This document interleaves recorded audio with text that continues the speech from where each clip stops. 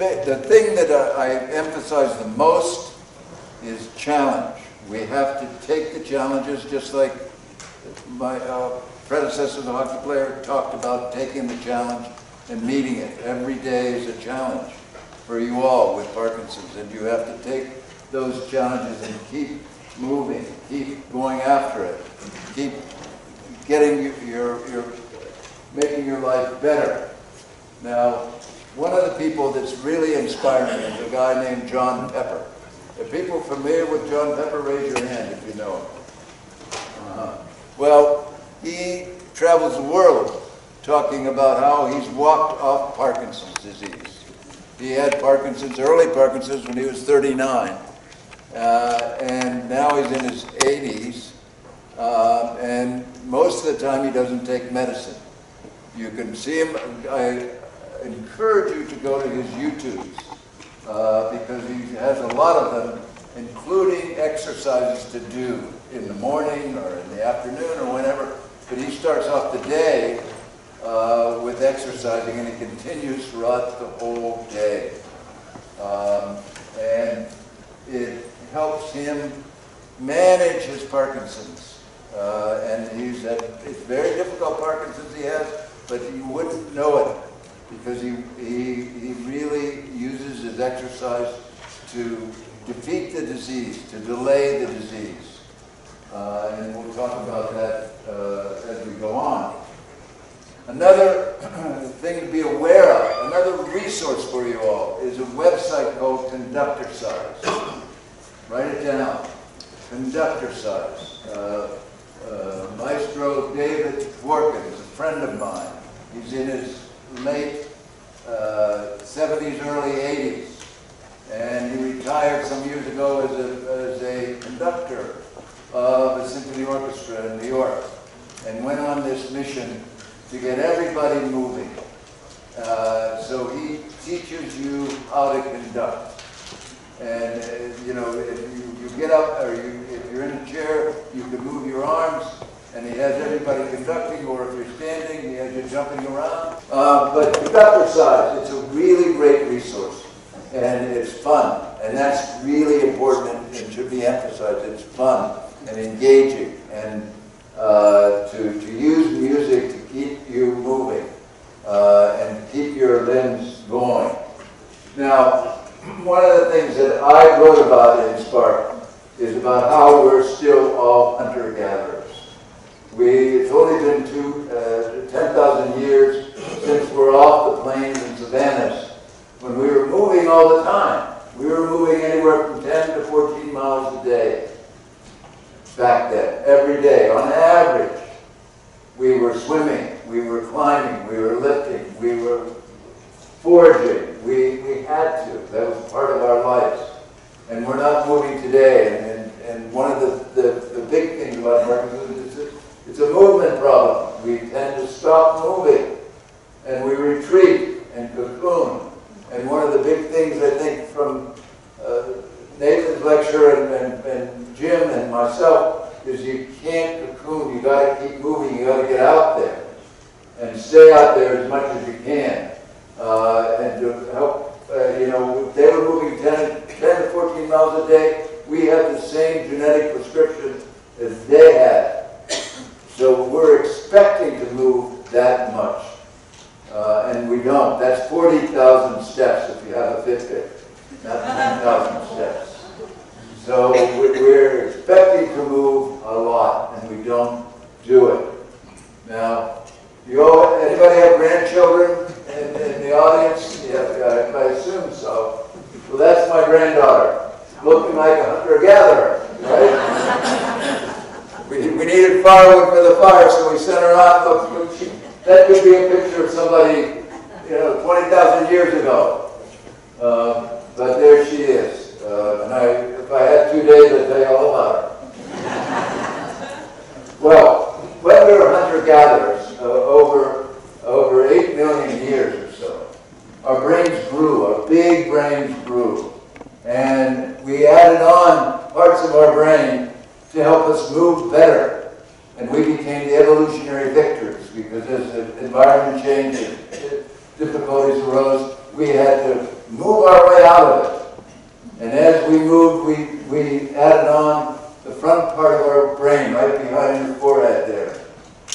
we added on to help us plan, to help us predict, to help us sequence, to help us and to guide our movements. So we know that this part of the brain is added on to help us win the battle of evolution. And we use those same nerve cells that we added on to help us move better to think with. So it's very important for our cognitive apparatus for us to move. And one of the great neuroscientists now, many years ago now, said that which we call thinking is really the evolutionary internalization of movement. So when we move, we're using the same nerve cells that we use to think with. So you're activating those nerve cells, and that's really, really important. And as we evolve, we know that when we move, we use more brain cells than in any other human activity. Well, I'll say it again. When we move, we use more brain cells than any other human activity, because our brain is constructed that way, all the way up, from the brainstem through the cerebellum to the nigrostriatal tract that you're all dealing with, which guides our movement, helps us move, all the way up into our frontal cortex. And it all works together. And as we move, we excite, we encourage, we challenge, we make tougher those nerve cells. And that's what it's all about. And this is a picture of the brain, and I only have a few, so don't get panicky. But this is really the track that you guys are struggling with Parkinson's disease. You have this problem with the dopamine nerve cells in the nigrostriatal area that is going away for some reason. And yes, we don't know exactly why. We're unpacking it. And yes, there's not a lot of money, Brian, in PD research, but there's a lot more now because we're narrowing in on it. And I'm working with people at Stanford, at UCLA, at Harvard, at Columbia, who really are focused on PD, focused on, and Alzheimer's certainly. That's such a big area, but PD is a small part of the developmental, or the debilitating diseases. And so people are looking at that, and we're learning huge amount of dopamine. This is the big problem. Your dopamine has gone away. We don't know, it's partly genetic, partly environment, and we're learning how to shift and change the environment to make the dopamine cells work better. As you move, as you force yourself to move, and that's the major treatment these days, added to medicine and other activities, other ways of stimulating the brain. Movement is the first order of treatment, because when you move, you force those brain cells to act. And when you force them to act, they get stronger, because we think of the brain as a muscle, just like your muscles. The more you use your brain cells, the tougher they get. And they feel you're depleted of this dopamine, and you're taking L-dopa and others that are supplying it. But when you move, you force that area to act. And when you do that, you're stimulating, just like John Pepper now, and many others, you're stimulating that area to make more enzymes, to make more dopamine, and to make, on the other side of the synapse, to make more receptors. So you're building that area that's deficient. And and that's why I'm such a big proponent of exercise. Plus, when you exercise, you're making your brain more plastic. It's one of the gifts of evolution. Our brain is plastic. That means it can change. It means it can grow. We didn't used to think this way so much. It's only been in the last 30 years that we know about how our brains can grow and regrow and reconnect and compensate.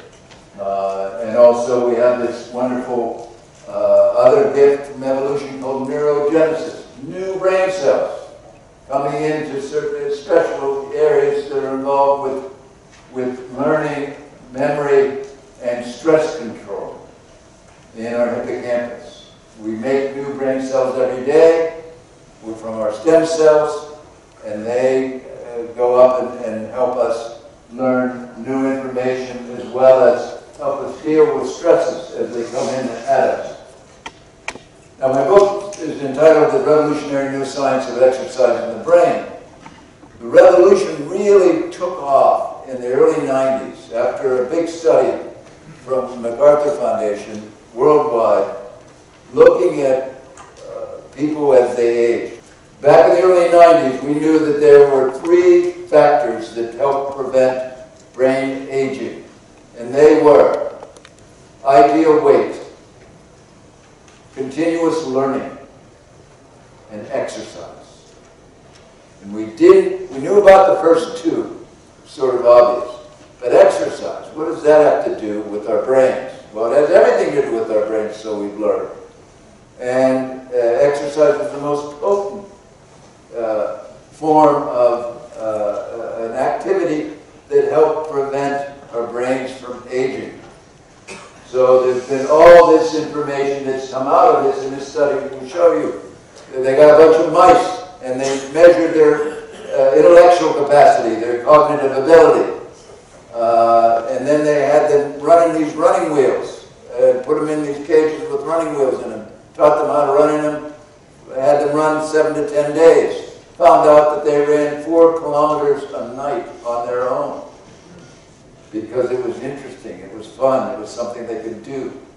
It was self-generated. 4 kilometers is a long way for a little mouse with little legs, right? It's a long way. So they averaged about 4 kilometers a night. They retested them after 7 to 10 days. Their scores on learning went up about 20–25%. Then they looked at their brains. Their brains were where the top part of the brain, where we think was more connected. There was thicker part of that cortex.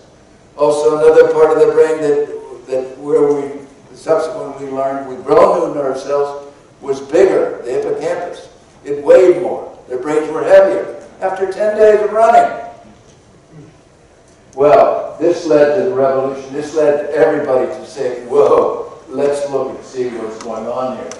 And we learned that it increased this, BDNF, brain-derived neurotrophic factor, which I call miracle growth of the brain, because it's what it is.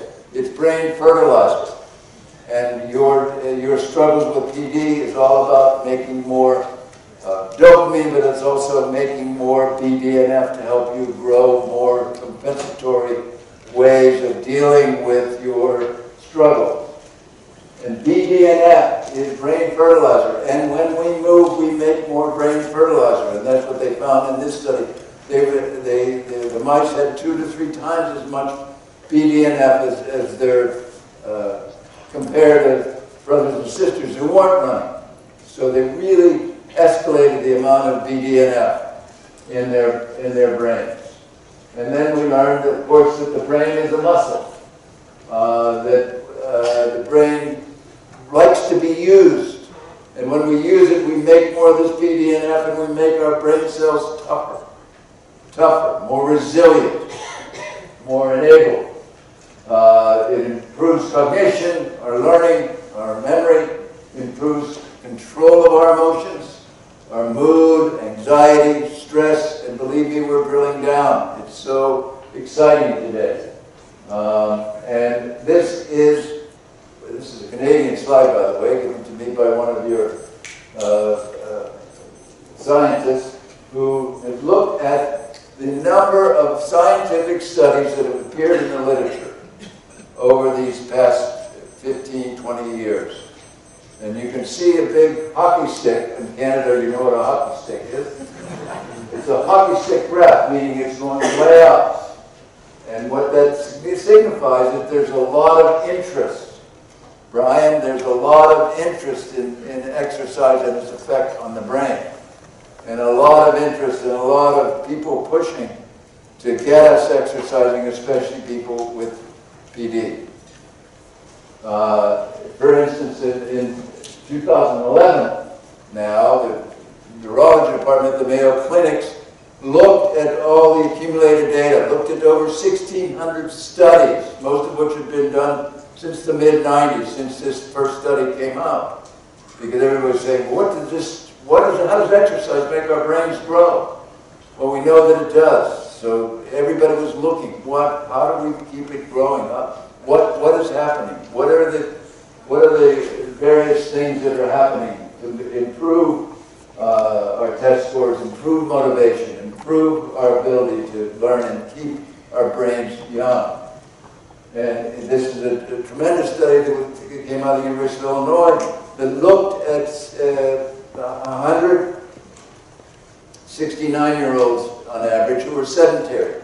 They got half of them to move, and they did studies before and after 6 months of them moving 3 times a week for 40 minutes on a treadmill. And they found that their test scores went up just like the mice. It took them a little longer than 7 to 10 days, but their test scores went up about 10%. But then they looked at their MRIs and compared them from the beginning to the end after 6 months. So now they were in their 70s on average. And what do you see? You see that yellow area, the blue area, those are areas on the MRIs of brain growth. Their brains grew during that time. So when you're using your brain and when you're challenging your brain, when you push your brain, you grow your brain connection. Of course, this is a problem that Jim alluded to. This is the way we think about exercise, right? You got to make time for it. You got to, get parked right near the entrance to the gym, or you can take the escalator up to this gym. This is an actual 24-hour fitness center in San Diego, California. Can't believe it, right? But this is what we think of in terms of movement. But there's movement in our lives. There's movement, especially here in Canada, getting outside, being out there, moving around, gardening, farming, everything. There's such a great opportunity to move.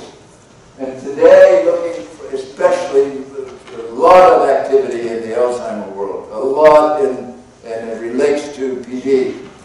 A lot of what we're fighting with PD, with Alzheimer's, is inflammation.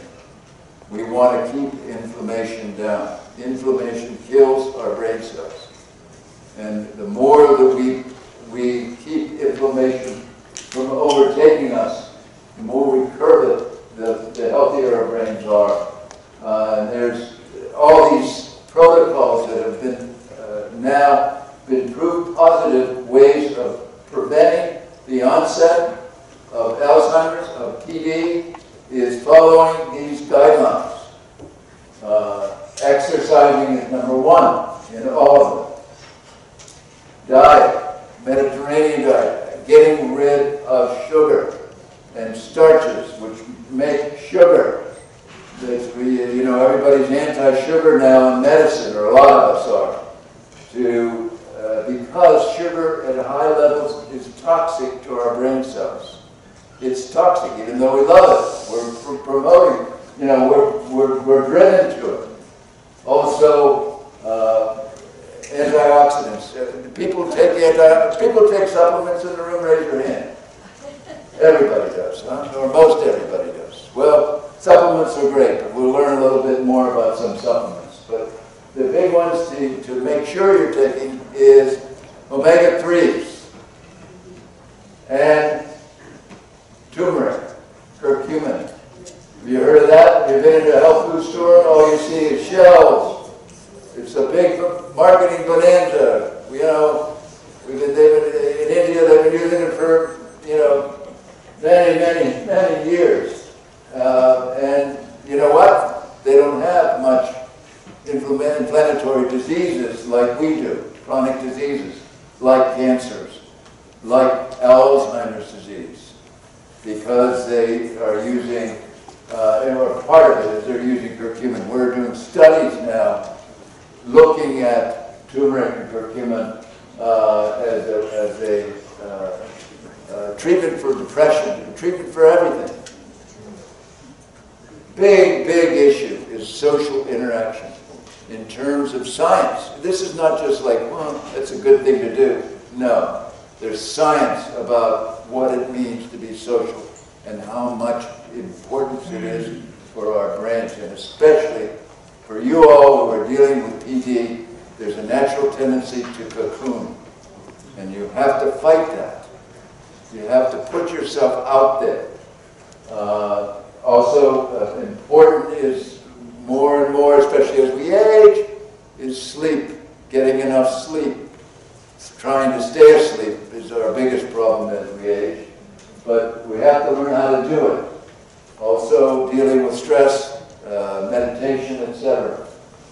Now, 2 books that you might want to get. One is a bestseller, Dale Bredesen from UCLA now in Northern California has written a book called The End of Alzheimer's Disease. He's actually written papers, many papers, looking at drugs. No drugs are useful, are going to cure Alzheimer's disease. Some might be useful, but none are going to cure it. What's useful is living right, exercise, diet, sleep, friendship, social interaction, having fun, decreasing stress. That's the way to reverse and prevent our brains from aging. The same thing goes for you all. Another book is a book by David Zinn from Ohio. He's written a book about delaying the disease. He's one of the first physical therapists, physical trainers who got interested in working with Parkinson's patients. He started a whole bunch of boot camps.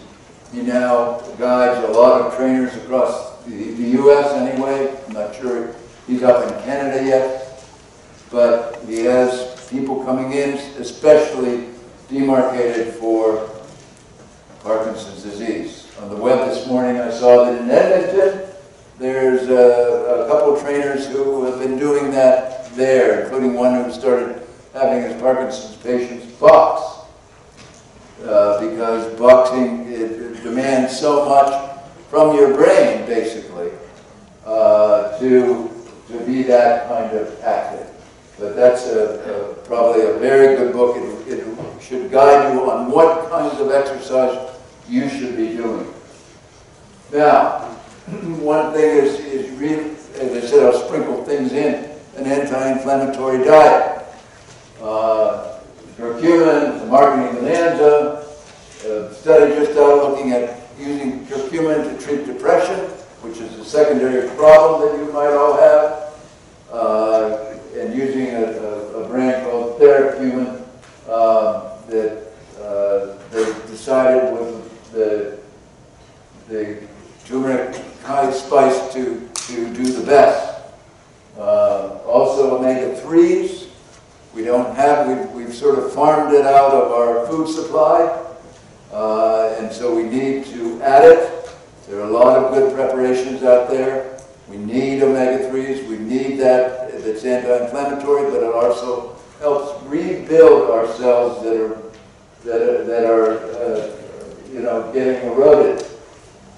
Low or no sugar or starch, for sure, and variety in working with your animals, having your dogs, having your cats, you know, working with them, because that enriches your life not only by connecting, but by you getting another group of really bacteria that are good for you. The more bacteria that you get, probably the better you are. The variety is what's important. So gardening or farming, being outside will promote that. And this is what people that are taking a lot of supplements, taking a lot of antioxidants, one curcumin, one turmeric meal a week, one Indian curry meal a week, a good spicy Indian curry. It will give you enough antioxidants. Why? Because it challenges your brain cells. Curcumin challenges your brain cells because it's slightly toxic to your brain. And because it's toxic, it sets up this action to say, we got to do something with it. What I call the janitorial service in the cell. It gets stimulated to say, let's clean this stuff up, let's get it away. Well, that's antioxidants, that's also a whole bunch of repair factors that are really important to help our brains continue to serve us the best that they can. And supplements that I recommend and that we have science behind. Vitamin D for sure, especially up here in Canada, especially north of Atlanta in the United States. Everybody needs to have vitamin D. Vitamin D supplements, absolutely. I'll never forget when I first went to my PC and said, oh, I need to get a vitamin D level. He looked at me and said, what? This is like 25 years ago. And I said, yeah, there's some studies coming out saying we don't get enough vitamin D up here, and I just want to check it. Mine was really low, so I started taking it. But now everybody's aware of it because vitamin D is so essential for health in general, but certainly for brain health. The omega-3, cinnamon is great, the curcumins, dark chocolate. Yeah. That's what you get enough sugar there for the day. They all promote brain health. And garlic, onion, broccoli, cayenne peppers, challenges to the brain. It's interesting. Why is broccoli so useful? It's not because you take in more antioxidants when you eat broccoli. You take in stuff that is slightly toxic to your brain cells. That's why broccoli's been able to exist. It sort of paralyzes the pests, so they stay away from broccoli. Think about it. So you challenge your brain cell a little bit, and it says, okay, we gotta react to this toxin. It's mild, but then it overreacts. So what do? You build more antioxidants in your brain cell, or in your heart cell, or in your cells in your body. And you also build a lot of other of these, what I call my janitorial services of the cell. And this is, we have lots of data on it, and we build a lot of stuff from these toxic substances. Small, low levels of toxins that make our brain cells tougher. More resistance to stresses, more resistant to aging. Neurotropic factors, all kinds of things that we need to maintain a healthy brain and a healthy body. Now, lots of studies have been done looking at exercise as a way to treat and prevent and improve Parkinson's patients' lives. Lots of studies. This one really got into it in the past 10 years. Really a lot more studies are being done all the time. Looking at it in terms of prevention, in terms of improving the effect of your medicines, improving your life without medicine. Norman Deutsch, who's a Canadian, good friend of mine from Toronto, psychiatrist, has written a bunch of great books on the brain. One of them is The Brain's Way of Healing. And in that is, chapter 2 is a story about John Pepper, about how he, and it's titled, Walking Off Parkinson's Disease. And is this going to be it for everybody? No. It's going to help.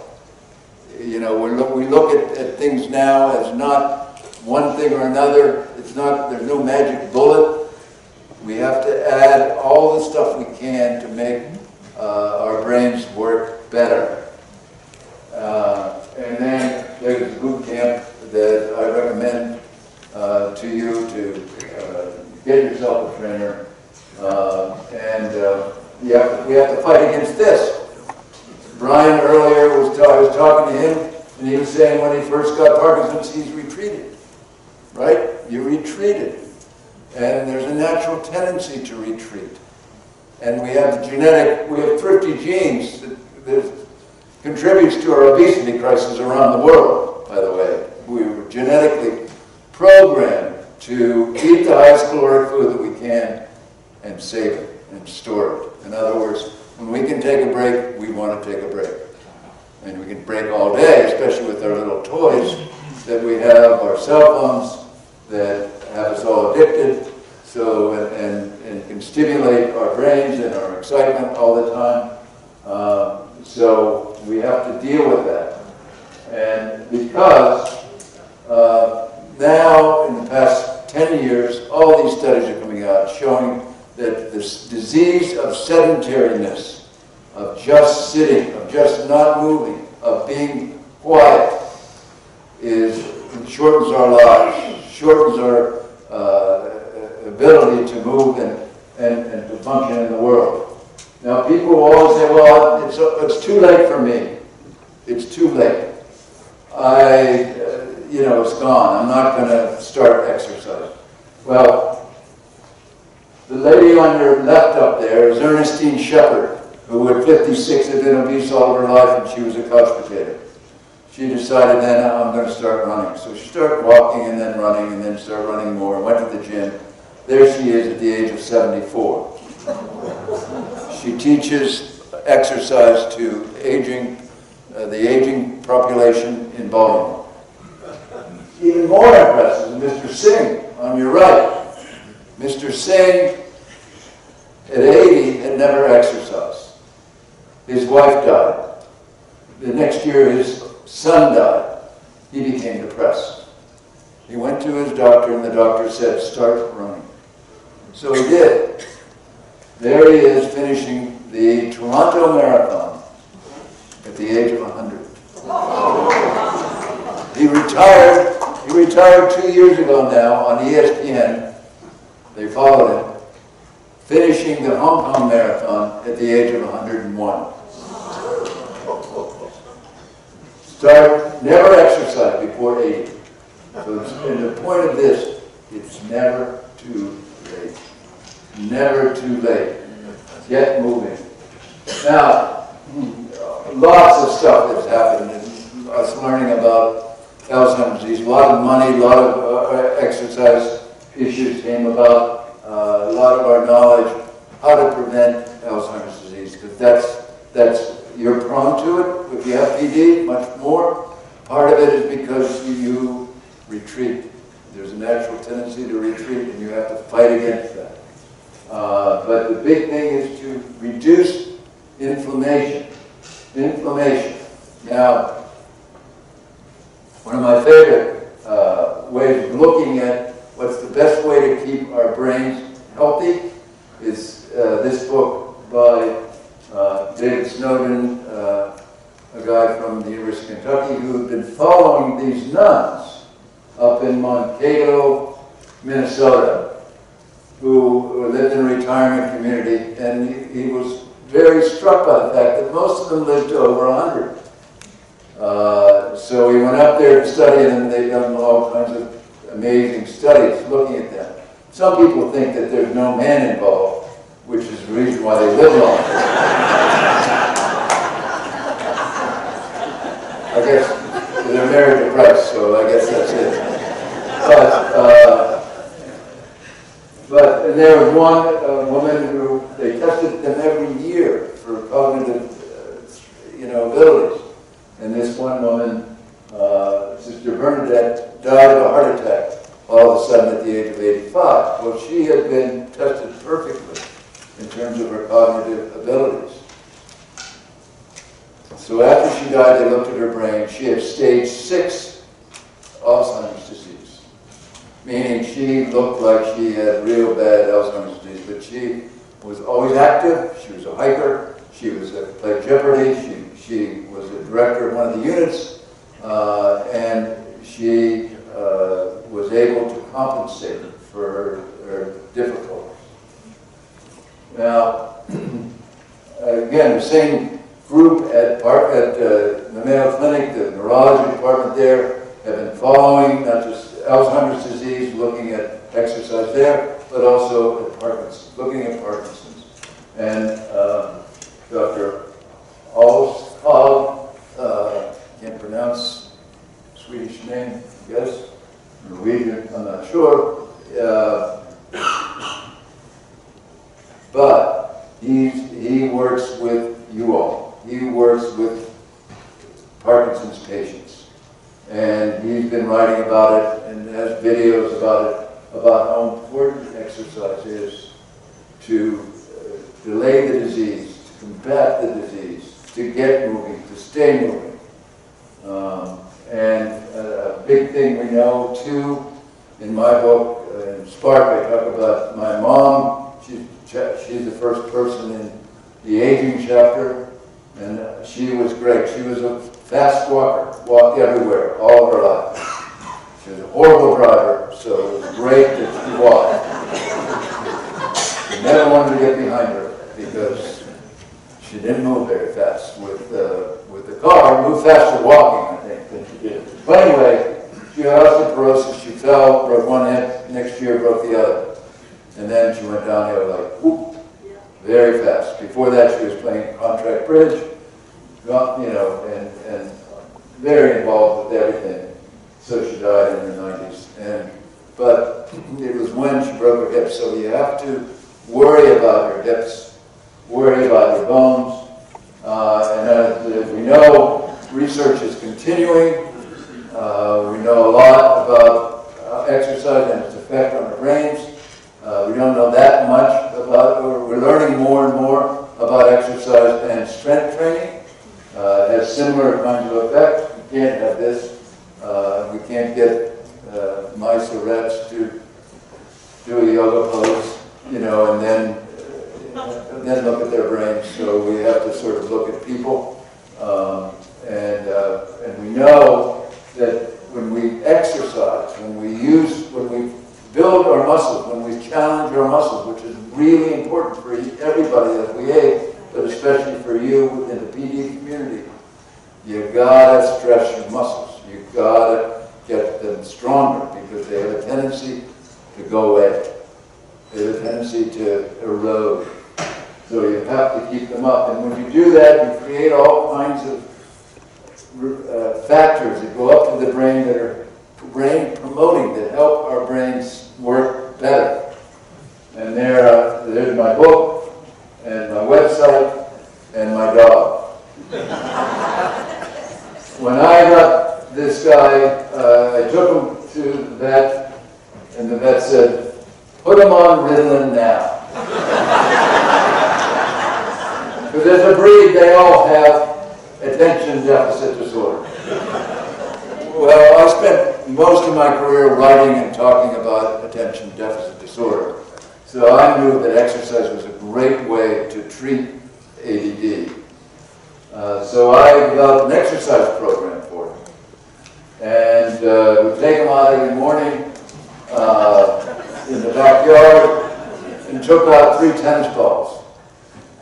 And we had a hill in the backyard. And I'd throw one up to the top of the hill, and he'd go running up after it, come down with it, and shake it in front of me and saying, I got it. Wasn't going to drop it because he's a terrier. They're trained not, they're bred not to drop anything. Then I had 2 other tennis balls. So I threw the second one up, and he looked, wondered what the hell he was going to do, and then dropped it, and ran up after it. Came back down, and then we had this game going for about 15 minutes, okay? So this was, rather than putting him on Ritalin, I decided this was going to be his treatment. So he was able to sit and take notes after that. Able to do his homework. The reason why I bring this in is because it's all about dopamine. And with PD, you get late onset ADHD. Your attention wanes. It gets worse. All of us as we age, the attention gets a little worse. But with PD, you get a lot worse. So that's again why exercise is so important. And moving throughout the day is so important. And of course, with ADD, it's a little different with kids because they get in trouble all the time and sort of give it back to you. So when there wasn't time, when I couldn't take them out, of course, this is what we found. That he would go to his old ADHD ways. Now what happens? When we exercise, we turn our brains on. We turn our brain cells on. And so what you see up here is looking at about 20 kids who came into a room. They were given a pie plate put on their head and measured their electrical impulses, the EEG. Then they went out for a 15 to 20 minute walk, came back, had the same test, looked at their QEEG after a minute or so, and what they found is that the patterns were so different. What the different colors mean are different levels of brain activity. So blue over here on your left shows little brain activity, but then after they walked, their brains were alight, their brains were on, their brains were ready to take on the day. And especially the front part of our brains, this area of the brain right behind your forehead where we use to think with, where we use to compensate, where we use to decide, where we use to understand the world better, that part of the brain is always switched on, is always activated when we move. When we're doing yoga, when we're doing Tai Chi, when we're doing, certainly when you're doing dance or gymnastics or karate or boxing, when you're doing treadmill or you're walking, all that turns that part of the brain on. And that's the part of the brain that makes us most human. Because that's the part that grew last. So we don't want to exercise like this. You know, we tell people, get a dog. You exercise more. Well, sometimes it doesn't work.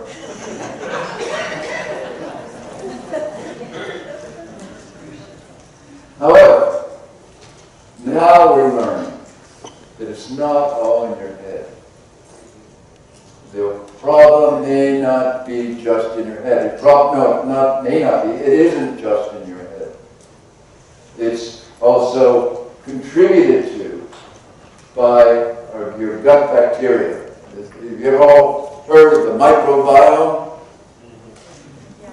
Microbiome is, you know, all of our bacteria, fungi, worms, all these parasites that live with us in a symbiotic way in our gut. Weighs about 3 tons, I think. I don't know. It weighs a lot. What they found is that Parkinson's patients have a particular kind of microbiome, or a lot of them do.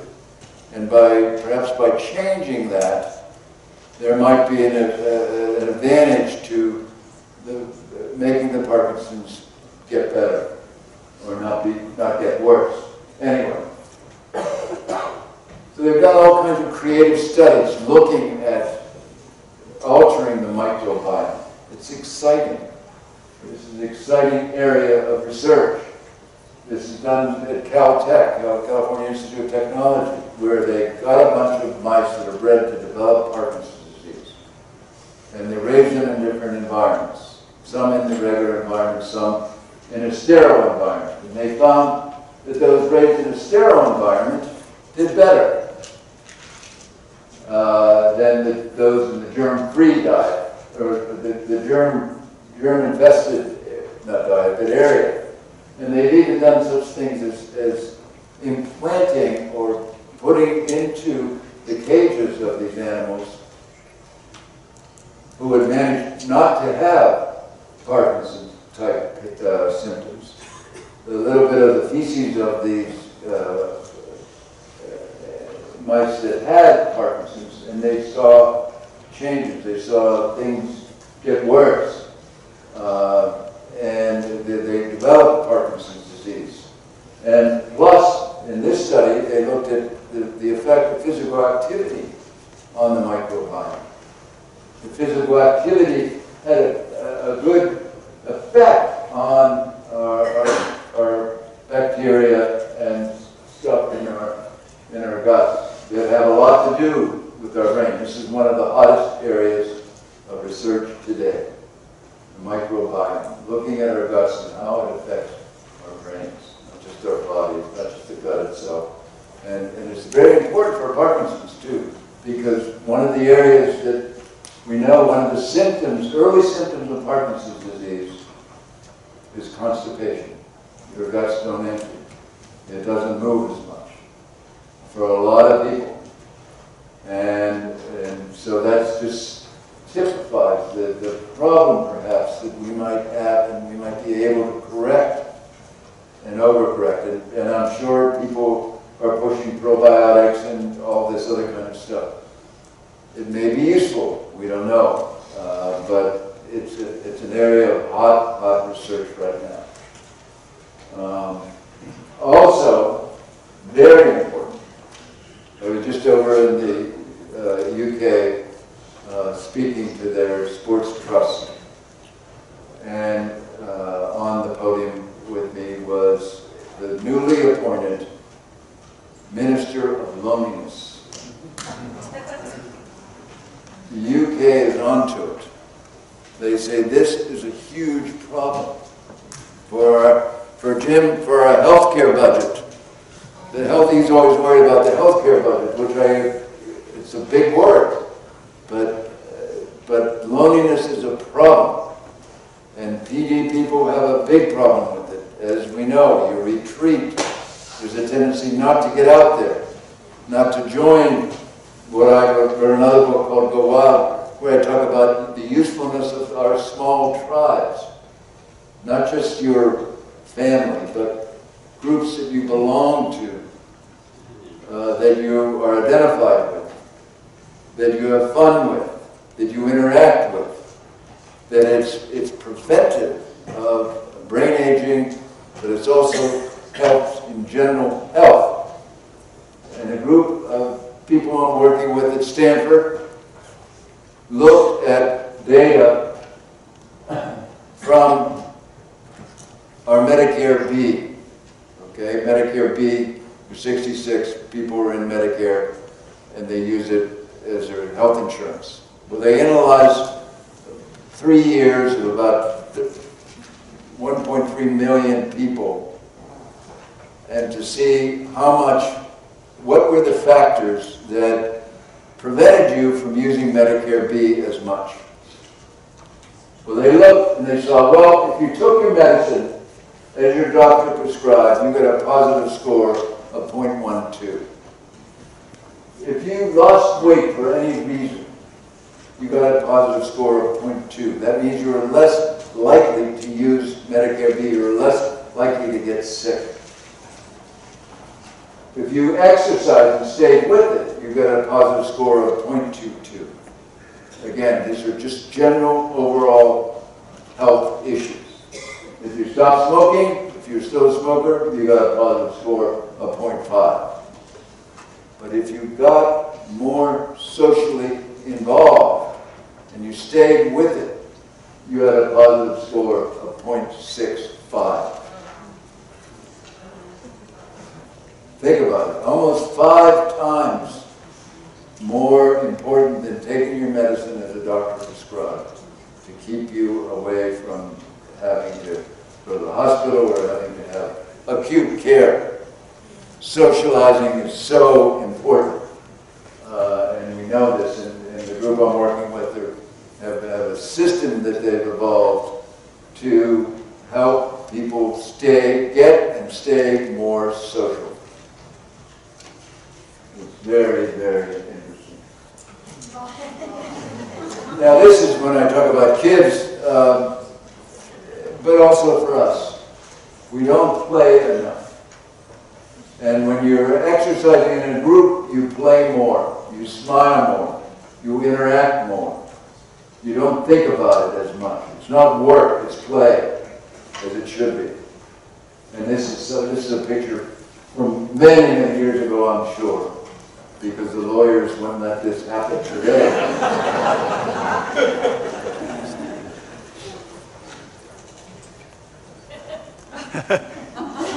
Being corrected here.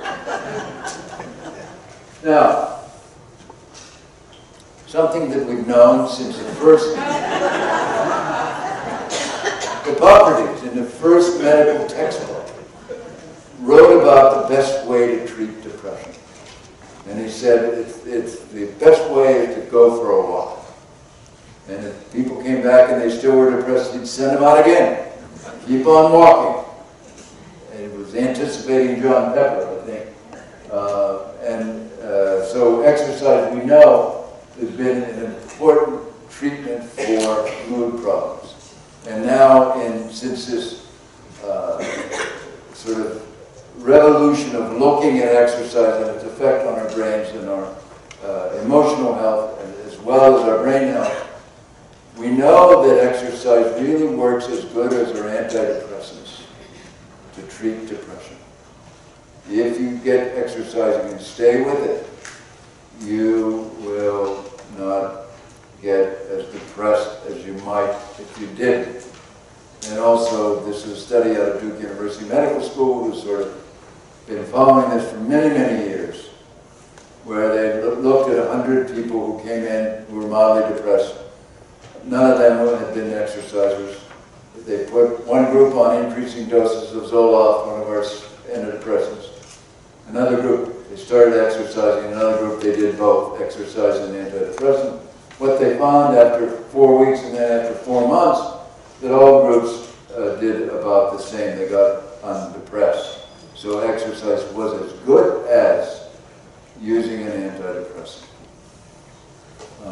And especially for PD people, you're liable to get a sour mood, a poor mood. Exercise helps combat that, helps you feel better for that day, more alive, and we know why.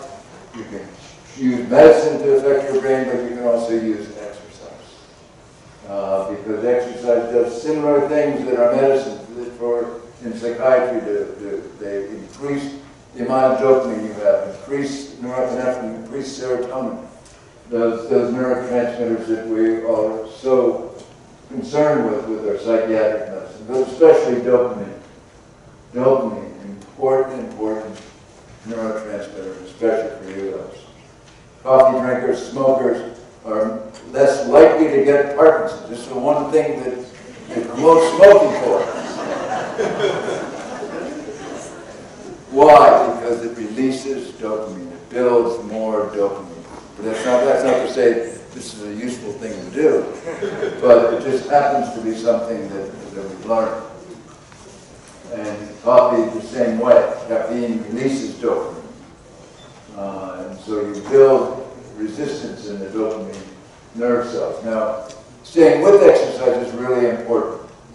Really important. And everybody starts and then stops. What you have to do is remember how you felt that day when you began exercising, when you did the exercise. You felt better. You felt more hopeful. You felt more, not only because you were done exercising, which is a lot of people say, oh, I've done it, but you felt more alive. You felt more alert. You felt more focused. And you turned your brain on. So what should you do? There's a lot of things that people tell you to do. Again, back to David Zitt's book on exercises for Parkinson's patients. But in general, you want to move as much as you can. There's, our Health and Human Services, probably similar to yours, say that we need 150 minutes a week of mild exercise or moderate exercise, including some weight training and some strength training. Doesn't have to be weight, you can use push-ups and squats and all that. And there's a helpful app, for the younger crowd, you know what I'm talking about, but an app on your phone called the 7-Minute Exercise, which takes you through about 10 exercises in 7 minutes. It exercises the major parts of your muscles in your body. So what you need to do is, when you exercise, is you have to get your heart rate up. You have to push yourself. You have to be breathless. You have to be sweating. Martin Gabala, from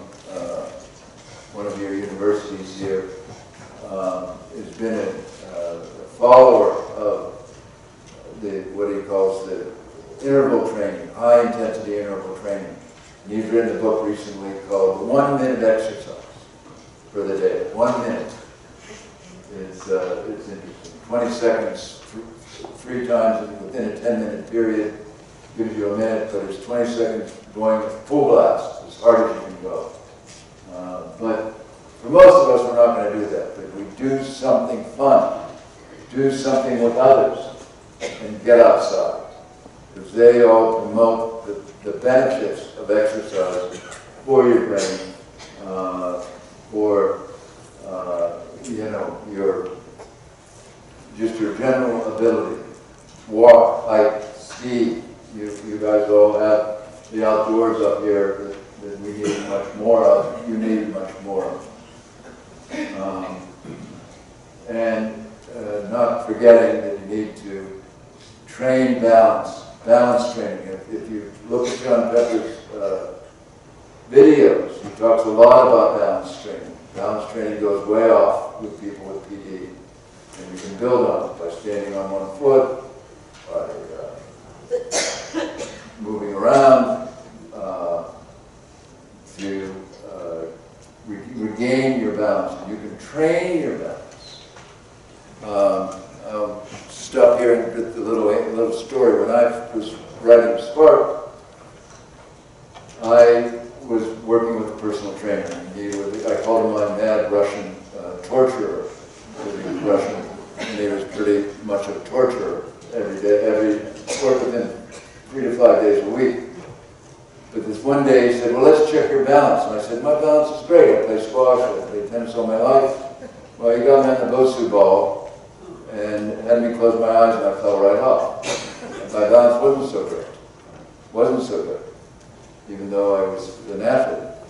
So we worked on balance, and over about a 3-month period, it got to the point where I could be on the Bosu ball with eyes closed, do a squat, jump 90 degrees, with my eyes closed, do another squat, jump all around the circle. And so my balance was trained. And then I went away and was talking about, I came up, there's a gym up here in Calgary, and all over. And I came back and had checked out my balance, and it had deteriorated some. But I was able to get back to it fairly quickly, but I never could repeat that with my eyes closed. So what's important is that you all remember that exercise is so key and crucial in your life in general, but certainly for you with PD and you with more of a threat to develop Alzheimer's disease. You need to put exercise in your life. So I think, Brian, the evidence is accumulating. People are looking at all kinds of things in terms of making our brains work better, making the PD brain develop better. And I know that the drug companies are interested, but as we know in the Alzheimer group research, they're not, most of the focus these days is not on looking for a new drug, but looking at promoting general physical, mental, emotional, social health. That's the ticket. So, thank you all, and I love being in class. Let's talk about my day. I woke up at Hotel Alma after coming in late last night. And I said, I have my gym stuff with me. I was going to go down and do a half hour on the treadmill. I called up and they said, we don't have a gym. They said, go to UC. When does it open? 8. I had to meet Chad at 8:30, so I was frustrated. So you got me with a half hour less exercise. I exercise almost every day. I have a Fitbit. My wife and I compete. She's an animal. She will go 15,000 steps every day, usually, and I'm getting there. But and that's additionally, I go to the gym in the morning. I do a lot of running outside. Walking is great, by the way. Walking from my apartment, my condo to my office is about a mile. I do that back and forth often, not all the time, but just to keep myself moving. And I have a standing desk. I don't have a tread desk, but you know, but I'm not at my desk much anyway. I'm sort of Brownian motion. I'm always moving, like most people with ADD, like my Jack Russell. You know, I played squash for 35 years, 3 times a week, and ruined my right shoulder. So had to give that up, and that's a big loss in terms of the social involvement. But I keep very, very active.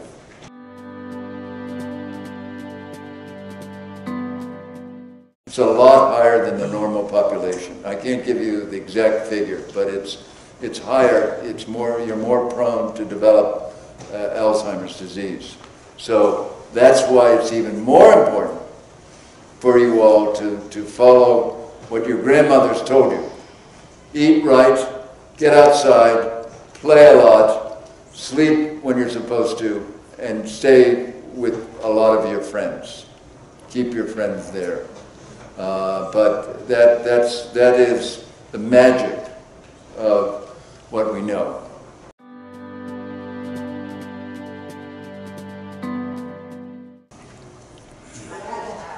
You had to ask. I lecture on CBD, cannabidiol. If I have any, I know there are articles coming out.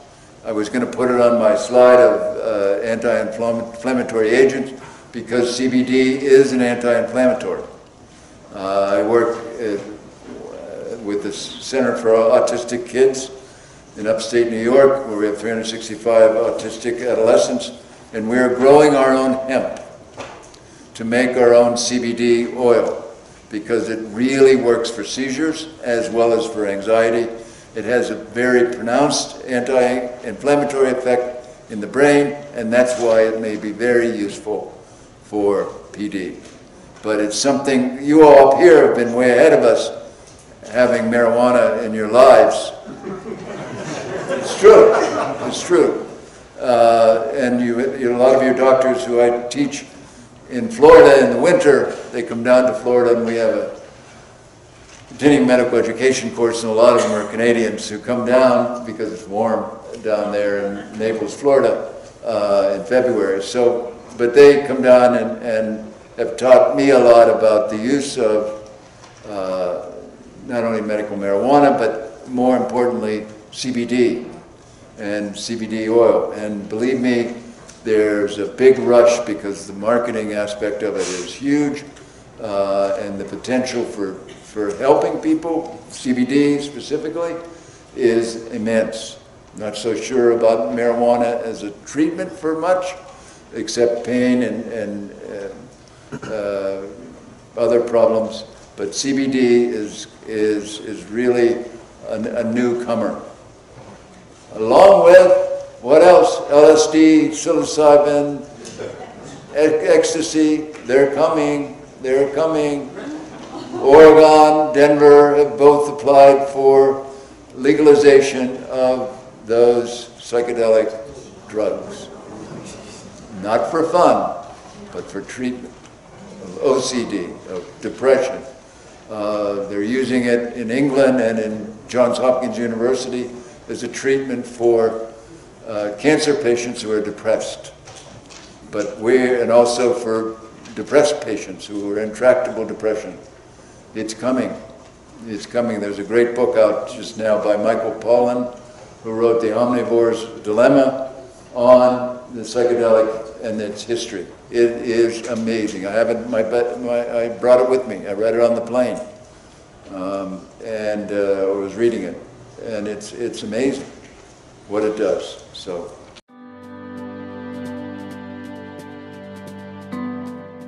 Any kind of dementia or even Parkinson's it's not infectious. In other words, you can't catch it from somebody. So you're right.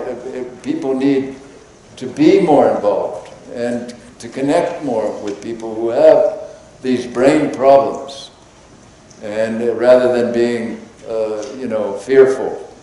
And but there is a tension. If you have one of these, if you have PD or dementia, it's something that makes you feel weird, feel more tense about social interaction, but it makes the other person, as you say, more resistant as well, because they don't know how to deal with it. They don't know what to do. They don't want to embarrass you if it's early stage PD, like imagining Brian, you know, he retreated because he had tremors. He couldn't move, you know, he'd be moving weird. And so, but that's the wrong thing to do. It's to stay involved with your tribe. Get more tribes. Volunteer more. That's the way to best actualize your life and increase your state of well-being, as well as make the world a better place.